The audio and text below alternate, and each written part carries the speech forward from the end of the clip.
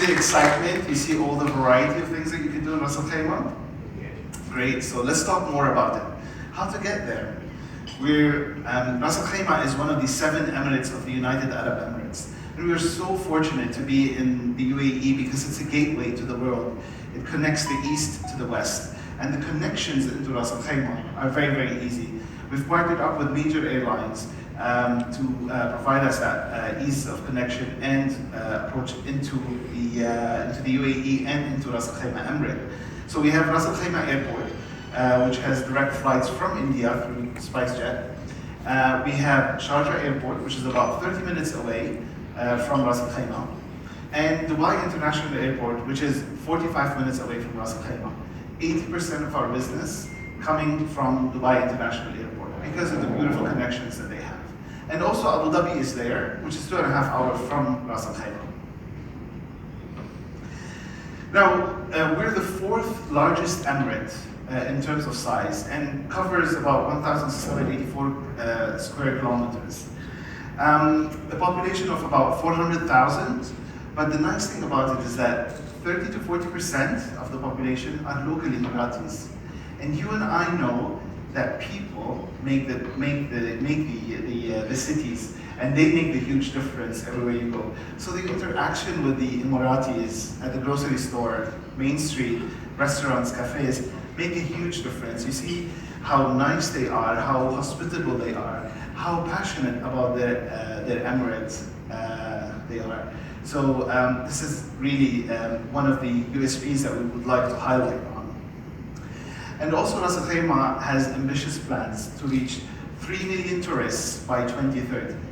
I'll explain to you how we're going to do that later on. But first thing we want to do is spread out the map and look where, at Ras Al Khaimah and all the details there. So as you can see, we have 64 kilometers of beachfront. So most of Ras Al Khaimah is right on the sea. At the far end there is Marjan Island.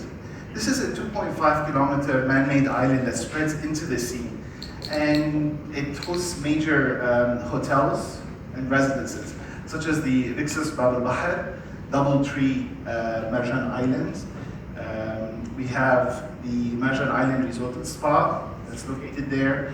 We have a newly opened Radisson. We have a newly opened Hampton as well. So you see there's a lot of variety of hotels in terms of 5 and 4-star categories, as well as some residences, as I mentioned.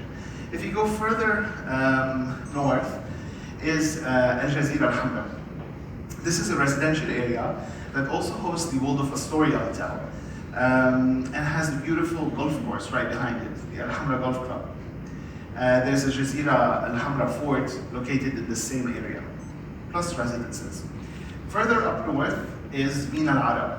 Mina Al Arab was a residential area at the beginning, but now we just opened up an Intercontinental Hotel, which is a 5-star property that's really nice, worth you checking it. And there are plans that an Antara will be opening up there by the end of this year or beginning of next year.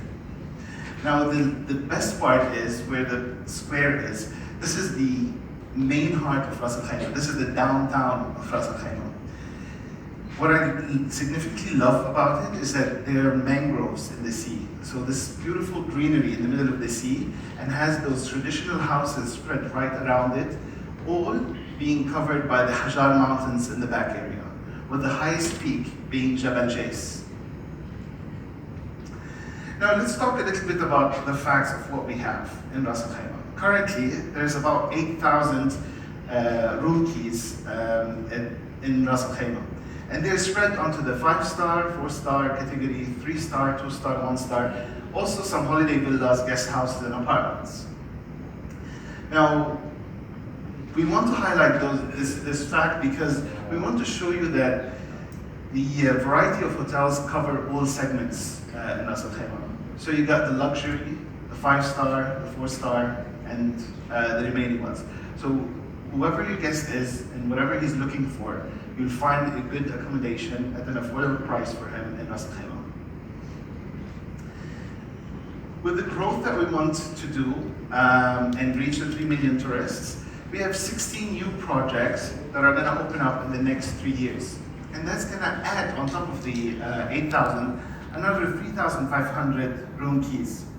Now we've partnered up with major hotel chains such as Movenpick, Grove, Rotana, Millennium, Marriott, Anantara, Sofitel, all known brands and big corporations that are due to open in Ras Al Khaimah in the next 3 years. We cannot we cannot ignore the big elephant in the room, which is COVID, right? Now, we're at the end of it, the whole pandemic, but we wanted to share with you what we actually did during the pandemic. So whenever the pandemic started, the price of the PCR test was very expensive for a family to afford. You were adding about $300-400 on top of your vacation package to be able to go somewhere. Well, Ras Al Khaimah was the first destination to offer free PCR testing for a full year. And we administered more than 90,000 PCR tests, all complimentary. But then PCR test prices started to drop, so we wanted something more adventurous. And we came up with a brand new initiative this year, which was a good highlight, which was the Peace of Mind initiative. What is Peace of Mind initiative? Everybody was scared when they traveled. What if I administered COVID when I'm staying at the hotel? What's going to happen? Is the hotel going to charge me the full rate? Am I going to have to stay 10 days and pay all that money, which probably I haven't accounted for? Well, this is where Ras Al Khaimah stepped in as a government and said, if you have contracted COVID during your stay and your insurance is not covering it, then we'll take care of it. You don't have to worry about it. So you stay in the same room that you are in, with the same meal plan that you've booked, but for the rest of the stay, which is 10 days incubation before you'll be able to travel back. And if you wanted to travel back and do a PCR test, we're only going to charge 65 dirhams, which is about $20 value, which is very much affordable for an individual or a family together. So you see that initiative gave a lot of comfort to people to choose Ras Al Khaimah as a destination rather than go somewhere else. And we were the first people to do it. Now, when we speak about Ras Al Khaimah, we wanted to see what it stands for. And we were able to divide it into 5 pillars, which is nature, culture and history, adventure, leisure, and most importantly, authenticity. I'll tell you why later. We are so fortunate to be living in a place where it has more than 7,000 years of recorded human history. And you'll find that at the National Museum of Ras Al Khaimah or through the Mohammed bin Salman Mosque. Now also Jazira Hamra, which we talked about earlier, is one of the forts that has been there for a long, long time, as well as the Daya Fort, which is a military fort from the 19th century. Now you'll find a lot of those forts along the coast of Ras Al Khaimah and on top of the mountains, and they were used to defend the invaders that were coming to kind of invade the city, and that was rich in pearl trade and pearl diving. If you never know, Ras Al Khaimah used to be called Julfar long, long time ago. And Julfar is the name of pearl, a type of pearl in Spanish. So the Portuguese invaders were coming into Julfar to try to take those pearls. And then later on it changed to Ras Al Khaimah. But the family that preserved that tradition in pearl diving was the Suwaidi Pearl Farms. It goes back to like 12th or 13th centuries, 3 or 4 generations back. They're known pearl divers.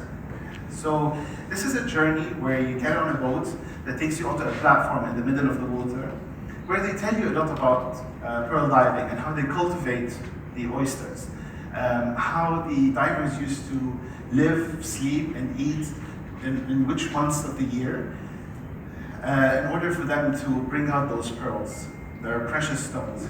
I personally have a connection with this excursion because I took my family over one day to experience it. And my daughter wouldn't stop talking about finding treasure in Ras Al Khaimah. And you probably saw that in the video where the girl is holding the pearl there, because it's something very unique and very upscale. So I invite you to share that with your customers and guests that come to Ras Al Khaimah. Now, water activities, they're found all around the hotel areas, from Mystique Dal Cruise to motorized water sports and non-motorized water sports within the mangroves or on the Marjan Island. In terms of desert experiences, the dune batching is very well known everywhere. You can do it in all the states. But what's significant in Ras Al Khaimah is the natural reserve Al Wadi. This is an area where you have oryxes, which is a traditional animal for the UAE. It's been living in that area for long, and you'd be able to encounter them, feed those oryxes in the early morning. One of the things to do as well. Of course, you can do camel riding, horseback riding, archery, and falcon show. The falcon show is a show happens about 4:30 in the afternoon, where at sunset, you take the family, the kids, they get to see the falcons, they get to feed them, they talk to them about how they treat them, or the vets, how they take care of the falcons, and you'll be able to see the falcon hunting in their natural habitat. They can do that in front of you. So also a very nice activity that you could do. You don't have to stay at the hotel to be able to experience those activities. You can book them separately with our trusted partners. Now, desert camps, we have plenty in Ras Al Khaimah, but ones to highlight is the Bedouin Oasis Desert Camp and the Basata Village Desert Camp. They're very similar in terms of offering you a Bedouin night of nice food, entertainment, living in the desert for one night. At the Bedouin Oasis Camp, you'll be able to stay overnight. The Basata Village doesn't offer it. And if you're planning to have a clamping experience, I would recommend the Dunes Camping and Safari. Those are dome-shaped tents that have facilities inside, such as showers and bathrooms. And they're very nice for the family to experience stargazing or having the kids play in this sandy habitat that they're in. Sonara Camp, Al Wadi, is the upscale type of a desert camp. Now, they just recently opened, and they offer you an experience of sunset at the beginning, and then you move into the dining experience, where it's a 5-star service with full menu, sharing menu. There's a lot of entertainment as well that's provided there, like the fire show, a violinist or a saxophonist. So a really upscale experience for the guests to enjoy. Now we move to the mountain activities. Jabal Jais is the highest peak in the UAE, and it falls at 1,934 meters above sea level. Now if you're at the coast and you drive all the way up to the mountain, you're definitely going to get about 10 degrees difference in temperature. So imagine in the summer when it's 30 degrees, you go up and it's like 21, 22, smooth and nice and very dry as well. You don't have that humidity up there at the altitude. There are many things that you can enjoy on Jabal Jais going up. So you can do a mountain picnic. There are various hiking trails for different fitness levels. You can do them individually, but on your own with a backpack and just go. Or you can do it with one of the trusted partners there at Ras Al Khaimah. They'll give you a guide and they will show you where and how you can do it. Mountain biking in Wadi Shauka, which is the southern part of Ras Al Khaimah. They have beautiful trails for mountain bikes. Also, there's the platform where you can do yoga and enjoy beautiful views from that platform. Now, are you familiar with the term canyoning? Yeah? Okay, I hear yeses and no's. Well, I wasn't when I first joined. And to make it simple, we don't have a water park in Ras Al Khaimah, but we have canyoning. This is the natural water park, and those are bodies of water along a track. Some of them are 2-3 meters deep, others are deeper than that. Crystal clear water, hidden within the mountain trail. You can jump into them. You can dip in your feet for a few minutes, cool off, and then continue to the next body of water and the one after. It's really a very amazing experience to do. I'm sure you've heard of Bear Grylls, haven't you? Yes. Very popular now in India, right? After the episode with Prime Minister Modi. Well, he has a camp in Ras Al Khaimah, and it's called Bear Grylls Explorer Camp. Now, this is a survival course, suitable for adults, families, kids to a certain age. They can do like small hikes. You can do a 4-hour course, an 8-hour course, or you can stay overnight for 24 hours. They do have a facility you can stay in, or you can choose to do it out in the wild. Now they'll teach you how to, start a fire with very little material. How to have water, drinking water while you're out in the wild, and finding the right shelter, the right place to do your shelter.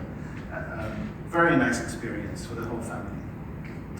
And 1484 by Puro is the highest restaurant in the UAE.